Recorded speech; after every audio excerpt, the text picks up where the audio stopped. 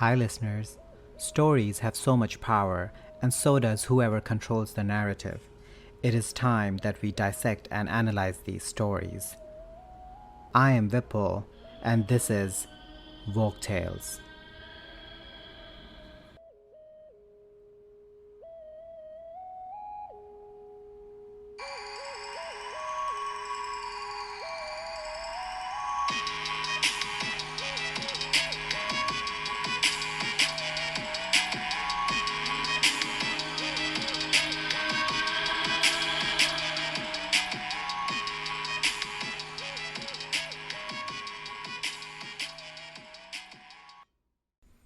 Hi, everyone. It may come as no surprise to those familiar with the author that there are queer themes in Oscar Wilde's fairy tales.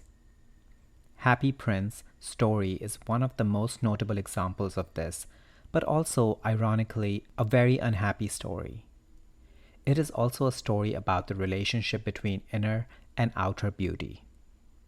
And on that note, it's story time.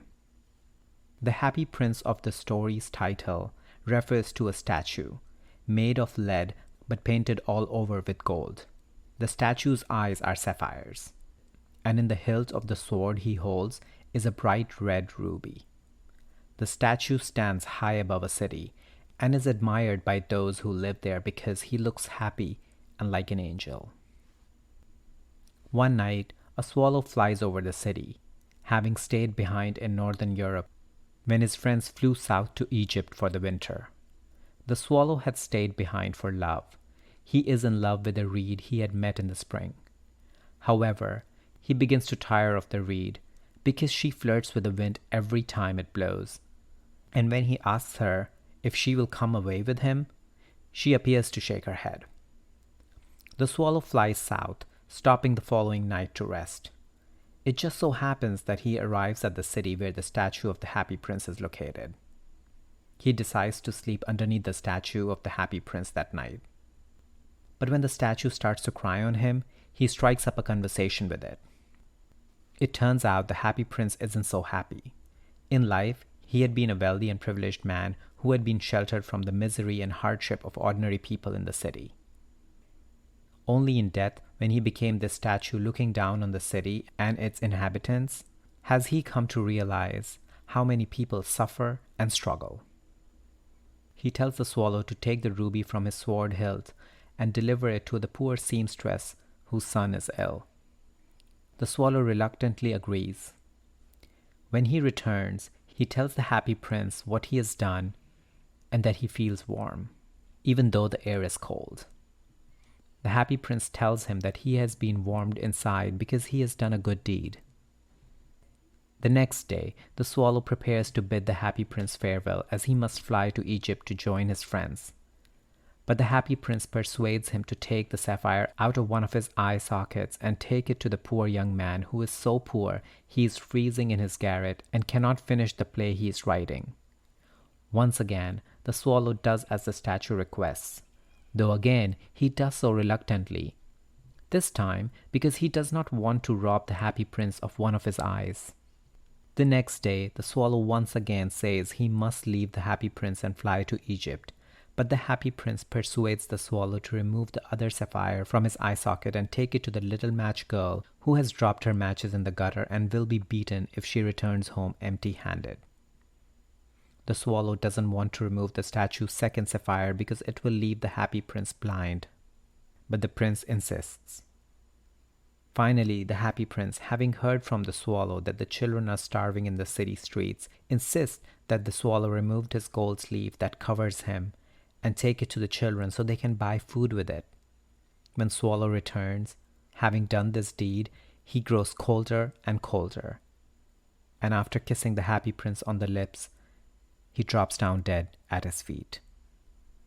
The prince dies from a broken heart. The next day, the mayor and his town councillors notice the lead statue without its gold coating and its jewels, and remark how ugly it looks. They also notice the dead swallow at the foot of the statue, but express nothing but contempt for the dead bird. They have the statue of the Happy Prince torn down and decide that the lead will be melted down to make a new statue of the mayor himself. But God, watching from heaven, tells one of his angels to bring him the two most precious things in the city.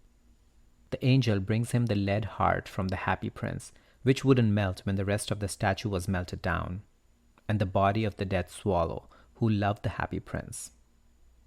God announces that the bird will sing in heaven forevermore, and the happy prince will praise God in his city of gold. The end. The happy prince loses his outward beauty as he commits more and more generous and selfless acts. Indeed, he achieves spiritual beauty, as the last words in the story, spoken by God himself, attest. Although there are undercurrents of male love in the burgeoning friendship between the swallow and the happy prince, this is also a love between kindred spirits, two souls selflessly helping others. The swallow agrees to help the happy prince because he loves him, and the happy prince wants to give up his gold and his jewels out of compassion for the poor and downtrodden of the city.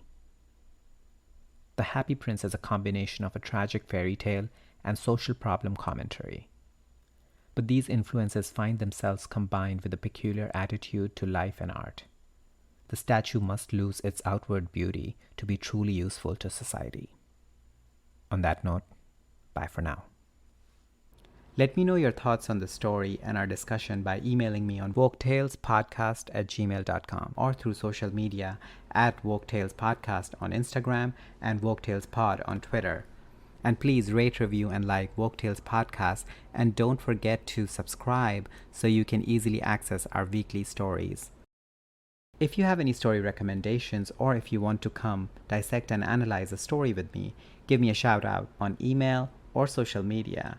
Because whatever you do, keep dissecting and keep analyzing.